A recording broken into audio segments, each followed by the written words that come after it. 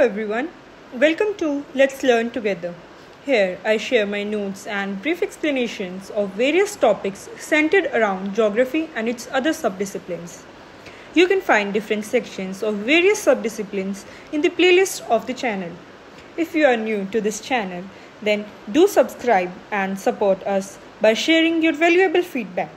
You can also connect to us through YouTube, Facebook or Instagram under the handle Let's Learn Together. Hello everyone, welcome back to new video. And जैसा कि आप सभी को पता है, हम class geography की एनसीईआरटी को कवर कर रहे हैं, क्लास 6 की ज्योग्राफी एनसीईआरटी को कवर कर रहे हैं, जिसके 2 चैप्टर हम ऑलरेडी कवर कर चुके हैं, जो आपको हमारे चैनल की क्लास 6 ज्योग्राफी की प्लेलिस्ट में मिल जाएंगे। तो आज हम नेक्स्ट चैप्टर को डिस्कस करेंगे, that is chapter 3 motion of the earth, यानी कि अर्थ के जो मोशन है, जो मूवमेंट है, आज हम उसको डिस्कस करेंगे। जब हम मोशन ऑफ अर्थ की बात करते हैं तो अर्थ के मूवमेंट की बात करते हैं, एंड जो अर्थ का मूवमेंट है वो 2 तरीके से हो रहा है। एक हो रहा है रोटेशन, दूसरा हो रहा है रिवोल्यूशन। दोनों में आप जानते हैं डिफरेंस क्या है। रोटेशन क्या है, अर्थ के बीचों बीच से ना इमेजिनरी लाइन पास होती है, हो रही है, जिसको हम बोलते हैं एक्सिस। जब अर्थ इस एक्सिस पे चक्कर काटता है, गोल गोल घूमता है, उसको हम बोलते हैं रोटेशन। एंड जब अर्थ, ये सन है, जब सन के चारों तरफ अर्थ ऐसे चक्कर लगाता है, उसको हम बोलते हैं रिवोल्यूशन। अब ये जानना बहुत जरूरी है कि रोटेशन से क्या इफेक्ट पड़ रहा है अर्थ पे, रिवोल्यूशन से क्या इफेक्ट पड़ रहा है।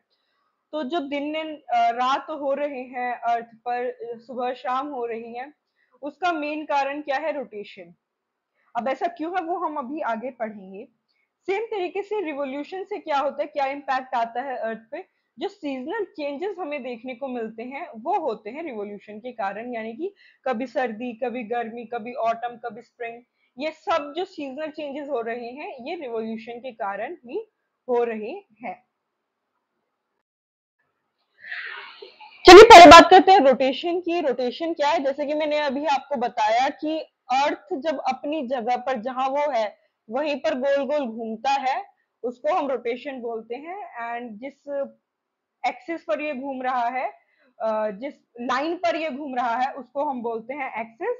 एंड जो अर्थ पर हमें डे एंड नाइट देखने को मिलता है, वो किसकी वजह से देखने को मिलता है, रोटेशन की वजह से। चलिए अब कुछ फैक्ट्स जान लेते हैं रोटेशन के बारे में। तो suppose this is our earth, ये हमारा अर्थ है, एंड ये वो इमेजिनरी लाइन है जिस पर अर्थ टिल्टेड है, जिसको हम बोलते हैं एक्सिस।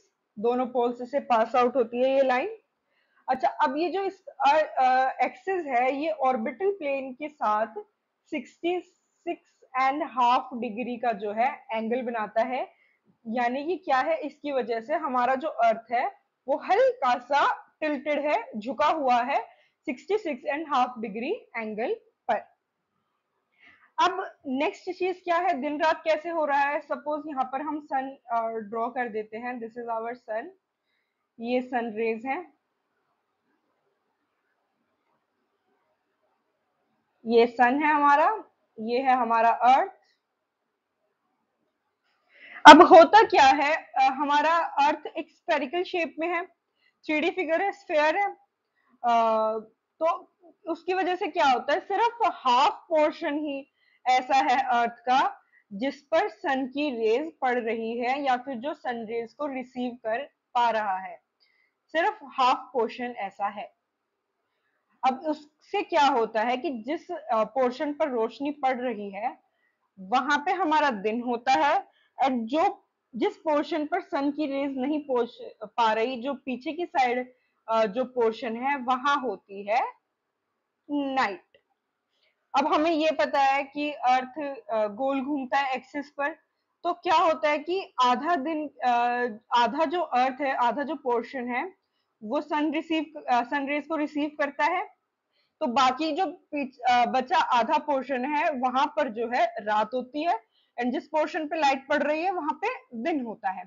फिर जैसे जैसे अर्थ रोटेट करता है तो ये जगह शिफ्ट होती जाती है। एक टाइम ऐसा आएगा कि जिस पोर्शन पे सनरेज पड़ रही थी वो पीछे वाली साइड चला जाएगा और जो पीछे वाला पोर्शन है वो आगे आ जाएगा। तो कंडीशंस रिवर्स हो जाएंगी, जहां पहले रात थी वहां दिन हो जाएगा और जहां पहले दिन था वहां रात हो जाएगी। ठीक है, तो इस कहने का मतलब क्या है कि जो हमारा पूरा अर्थ है उसका सिर्फ हाफ पोर्शन ही एक टाइम पर सन रेज को रिसीव कर पाएगा, सनलाइट रिसीव कर पाएगा, एंड हाफ पोर्शन में ही फिर डे होगा, अदर हाफ में क्या होगा, नाइट। अच्छा, अब डे नाइट एक साथ हो रहे हैं, किसी जगह पर दिन हो रहा है किसी जगह पर रात हो रही है, कोई ट्रांजिशन पीरियड तो नहीं है। तो एक ना सर्कल ऑफ इल्यूमिनेशन है, एक लाइन है, सर्कल यहाँ पर एक लाइन है ऐसी, एक लॉन्गिट्यूड है जो इसको डिवाइड करता है दिन और रात को। ठीक है, एक स्ट्रेट लाइन है, एक स्ट्रेट सर्कल बोल सकते हैं क्योंकि वो पूरे अर्थ पर है, जो दिन और रात को कैटेगराइज करता है। कि जैसे सपोज यहाँ पे मैंने ये बना दिया ना, इससे इधर वाले पोर्शन में दिन एंड इससे इधर वाले पोर्शन में रात। ये जो सर्कल है इसको हम बोलते हैं सर्कल ऑफ इल्यूमिनेशन। ये पूरे अर्थ पर दिन और रात को डिवाइड करता है। रोटेशन के बारे में एक और चीज जो जाननी जरूरी है, एक पूरा राउंड कंप्लीट करने में के लिए जो अर्थ पूरा ये गोल चक्कर काट रहा है अपने एक्सिस पर, एक रोटेशन को पूरा करने के लिए उसको 24 आवर्स लगते हैं। एंड ये जो 24 आवर्स है इनको हम से जो दिन बनता है इसको हम अर्थ डे भी कहते हैं। आई होप ये आपको क्लियर हो गया हो। अभी नेक्स्ट हम बात कर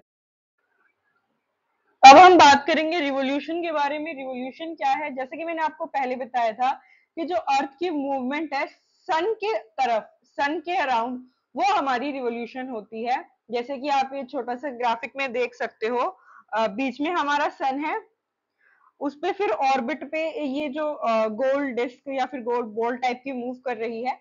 ऐसे ही हमारा जो अर्थ है वो मूव करता है अर्थ के अराउंड, सॉरी, हमारा अर्थ मूव करता है सन के अराउंड, सन का चक्कर काटता है। तो इसको हम बोलते हैं रिवॉल्यूशन। अब कुछ फैक्ट्स जान लेते हैं हम रिवॉल्यूशन के बारे में। जैसे कि रोटेशन के टाइम पे मैंने बताया था एक रोटेशन कंप्लीट करने के लिए अर्थ को 24 आवर्स लगते हैं, वैसे ही एक रिवॉल्यूशन को कंप्लीट करने के लिए अर्थ को 365 डेज प्लस 6 आवर्स का जो है टाइम लगता है। एंड एक साल में हम 365 डेज ही कंसीडर करते हैं, ये 6 आवर्स हमारा रह जाता है। अब उससे होता क्या है कि हर 4 साल में ऐसा होता है कि एक दिन को हम ऐड कर जाते हैं। वो क्यों होता है, अब हमें पता है 6 × 4 24, तो हर 4 साल बाद हम एक दिन को ऐड कर देते हैं, 24 आवर्स को एक साथ हम ऐड कर देते हैं, जिससे उस साल 366 डेज हो जाते हैं हमारे एक साल में।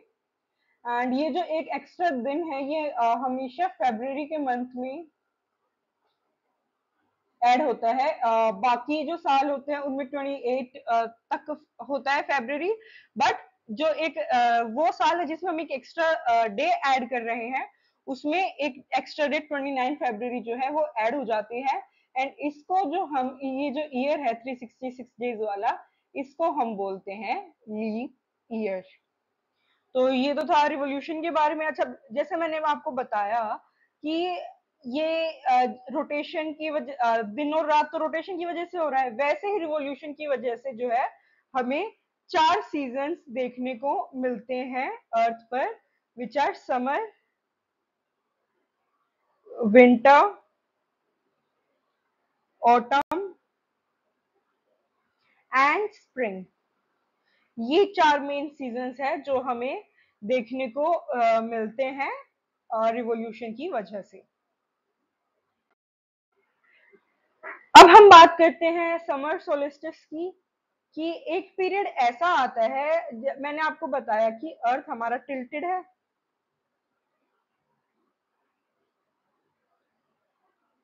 तो एक टाइम ऐसा आता है कि एक बार नॉर्दर्न हेमिस्फेयर जो है हल्का सा टिल्टेड होता है सन की तरफ, एक बार सदर्न हेमिस्फेयर। तो जब नॉर्दर्न हेमिस्फेयर सन की तरफ टिल्ट होता है तो एक दिन के लिए क्या होता है, जो सन की रेज हैं वो डायरेक्टली गिरती हैं ट्रॉपिक ऑफ कैंसर के ऊपर। ये अर्थ का यहाँ पे डायग्राम बना हुआ है, suppose this is equator, sorry equator थोड़ा नीचे आएगा, मैंने थोड़ा ऊपर बना दिया।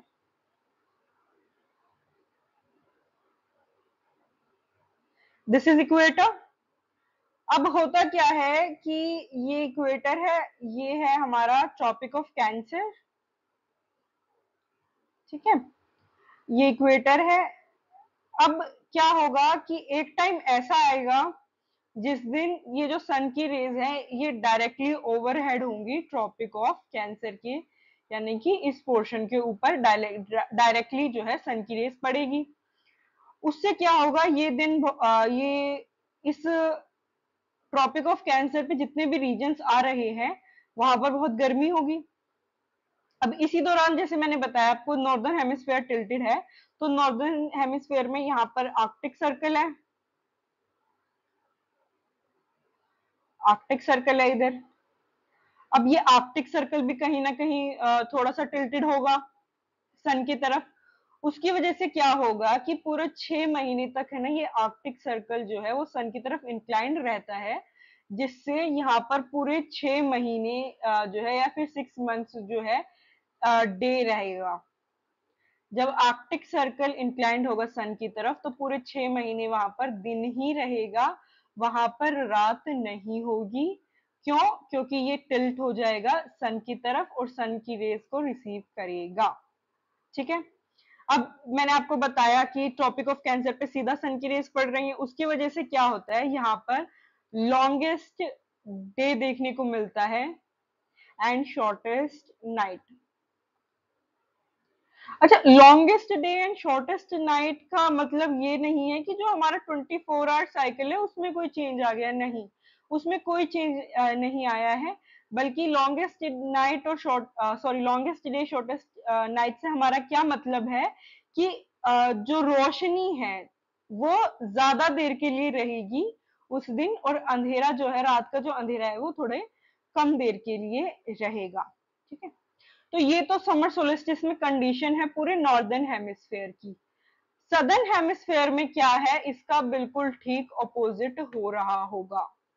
यानी कि अगर नॉर्दर्न हेमिस्फेयर सन की तरफ इंक्लाइंड है तो सदर्न हेमिस्फेयर पीछे की तरफ होगा, सनरेज डायरेक्टली फॉल कर रही है ट्रॉपिक ऑफ कैंसर पे, बट ऐसा कुछ नहीं होगा सदर्न हेमिस्फेयर में। सदर्न हेमिस्फेयर में क्या है हमारे पास, ट्रॉपिक ऑफ कैप्रिकॉर्न, उस पर कोई भी सनरेज इतनी जो है रिसीव नहीं होगी।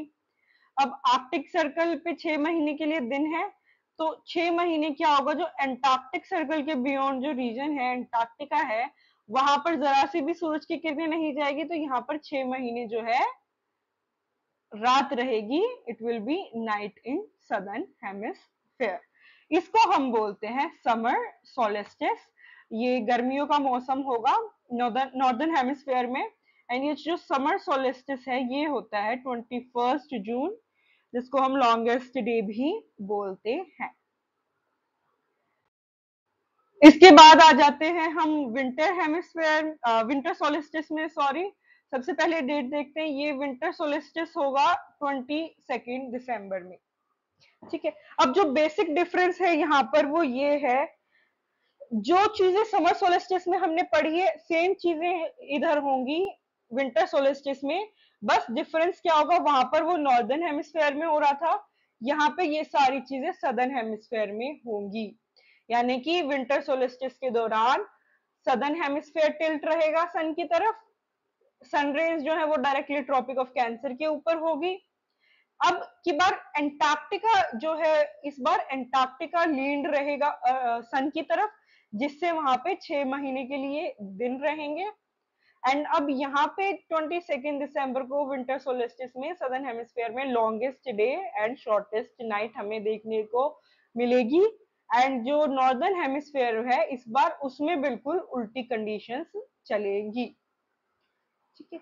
आई होप ये आपको क्लियर हो गया। इसमें ये सारी चीजें सेम है, इसमें बस इसमें डिफरेंस क्या है, समर सोलिस्टिस में जब हम बात करते हैं तो ये सारी कंडीशंस नॉर्दर्न हेमिस्फेयर में हो रही है, एंड जब हम विंटर सोलिस्टिस की बात करेंगे तो ये जो सारी कंडीशंस हमने डिस्कस की हैं ये सदर्न हेमिस्फेयर में होंगी।